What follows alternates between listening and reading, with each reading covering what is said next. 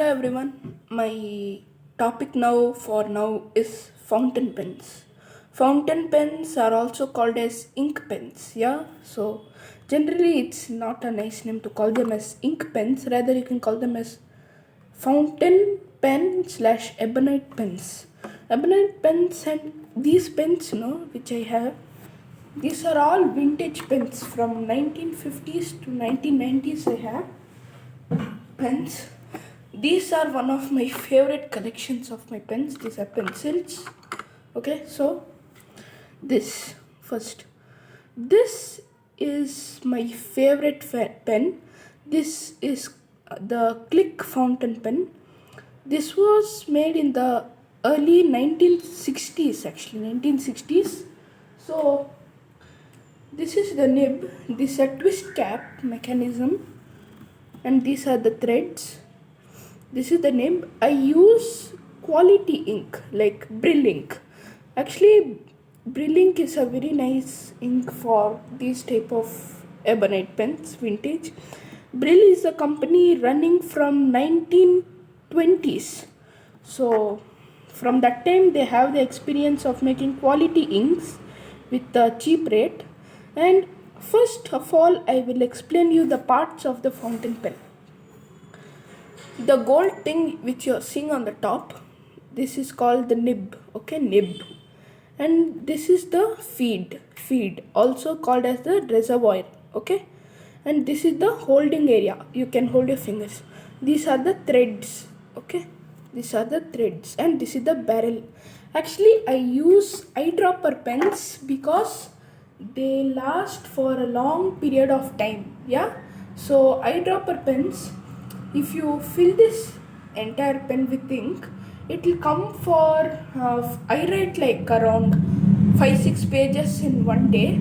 So around 1 month, no, not 1 month, like 2-3 months, it will get over. So okay, this thing. So if I be writing, and it carries a good amount of ink. So if you go anywhere, if you are writing long exams around for 2 hours, you have to write a lot. And this is actually a heavy pen. Actually heavy pens, I like heavy pens actually compared to light. Yeah, light pens are actually very good because when you're writing, your hands become very tired. So this is a heavy pen, but still it's a very nice pen. You can see how from video only it's very nice, but if I show it in the reality, it will be very nice pen. Okay, so now I'll come to the topic. I have explained you the parts of the fountain pen. I have got many comments that make a video on fountain pens from my school friends. So fountain pen, okay, like how fountain pen works. Fountain pen is something that you don't need to apply pressure on the paper. If you just take the pen like this, if you just draw, it works. The people who use ballpoint pens, right, they have the habit of pressing the nib hard to the paper. But ball pen, the nib is very strong, but fountain pen, it's a very delicate. Okay, so you have to keep them very nicely, otherwise it's a problem.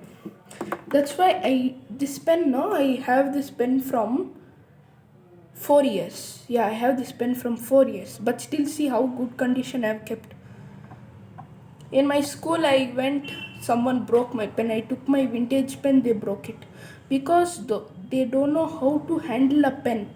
A pen, you must handle it very gently.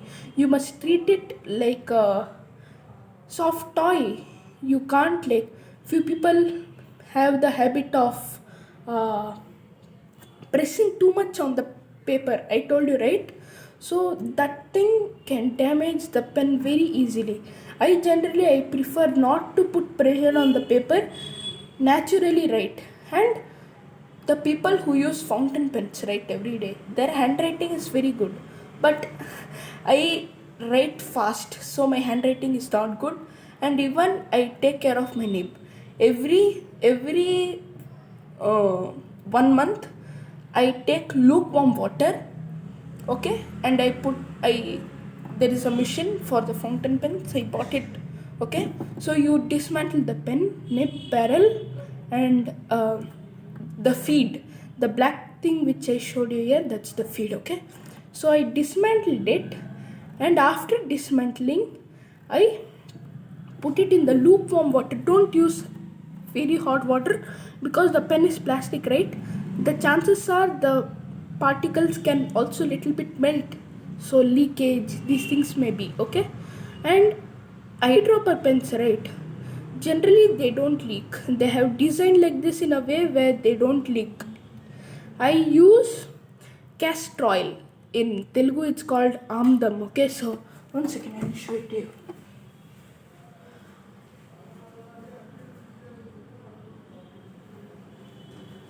I use this thing. I keep this oil for my hair also and use for the pen also. It prevents leakages because this oil, no, it's very thick. My grandfather also, when he was studying in college, he was using these type of eyedropper pens. So now also, right, now also he uses this type of pens. He has lot of collections of different variations of pens. But the thing is, fountain pen is a lifetime companion. I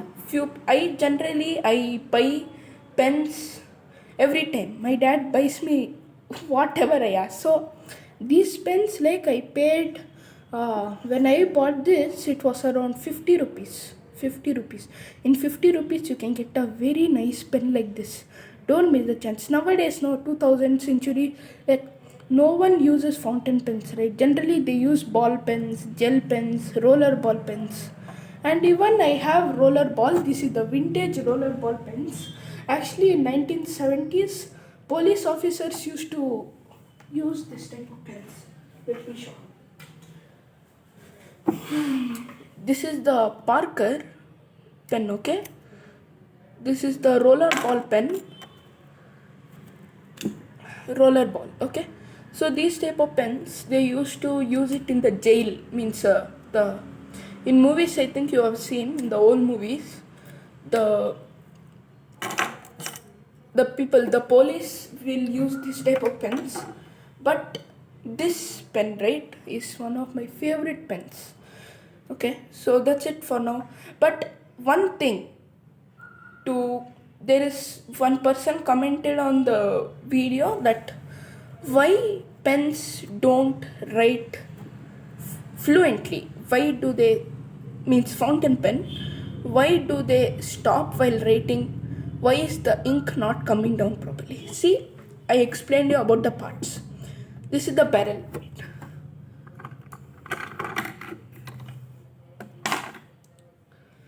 This is the barrel. Okay, so this is the barrel. Okay, so from the barrel the ink will be coming down, and when the ink is coming down, there is a air bubble forming on the top of the pen. I think you will, if the people are good in physics or that they have studied the chapter pressure, okay, they'll be knowing. When you go in an airplane, I'll give you a good example. Last time when I took one of my fountain pens in plane, when I was going to Coimbatore actually, I took one of my fountain pen.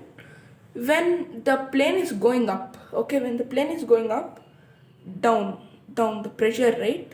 The pressure decreases. That time, what happens means when the plane goes up, the ink which is down, right? It comes up. Okay, that time when it comes up from the cap, this is the cap, right?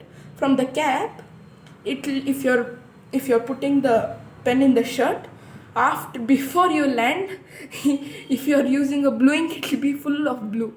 That's why I'm saying whenever you keep a pen, you keep like this. When the pen is not working properly, I'll give you a very good tip. Dismantle the parts, nib you take it out, feed you keep it separately, barrel. These many things, open it and take a pin, clean the feed properly. In few areas, no dust particles can be. These many things can stop the flow of the ink. Next thing comes proper care. Few people may be putting too much of pressure. Nibs, no, nib is something like this. Nib is something like this. Okay, nib is something like this. It is made up of two tines. There will be two tines. If this is the nib, there will be two tines like this. From that you write. When there's when some time goes up or it's not aligned properly, there can be scratchiness. The ink may not come out. The people who are putting lot of pressure on the nib, that can also be one thing. And one more thing, what it can be means, the barrel is not clean. In barrel also dust particles. The ink which you're using may be maybe having lot of dust particles. Main problem for fountain pen is dust particles. One thing, if you're the vintage pens which I had, I generally go to stationery shops. Most of the people don't have these type of pens, but few times they'll be having, so I'll get all these. So that time, before when I buy a pen, as soon as I take it home and I come, that time I will dismantle the parts separately. I'll put it in a lukewarm water. Lukewarm, not hot water, lukewarm water. Okay, that time, if anything is there, before, after the pen is made, the person will fill ink in the pen. He will test, is it writing proper. Later he packs it. So this pen is like 50-year-old pen. So 50-year-old pen, how much, when I bought it, it was so dusty. I cleaned everything. Now I'll show you the writing sample, how neatly I keep my pen.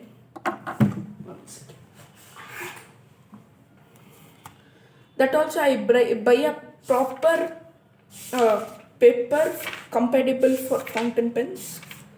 I'll show one of my last papers I kept for scribbling when my pen doesn't come. So see, one second, I'll show. Generally, few people, if you post the pen like this, it's actually good. That too for eyedropper pens. If you post it, I after I become big, I will plan to buy the vintage Mont Blanc pen. Okay, so see, I'm holding it in a way where I'm not stressing the nib to the paper. See how neatly it writes. I think from video you are not able to see. See.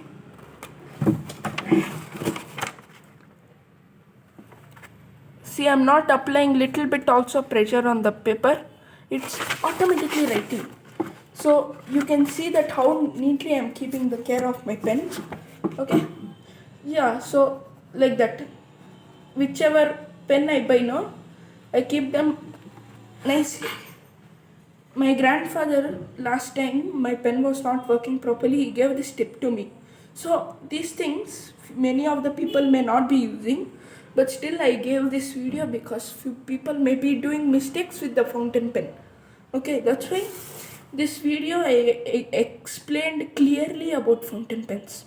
Okay, so now more than this even I don't know, I'm learning about fountain pens every day. Yeah, and even these type of pens, I'm using these past like around 4 years only. I started before 4 years. Before that I was not using. I didn't know what is a fountain pen only that time. After my grandfather used, after I saw, even I got that inspiration to use.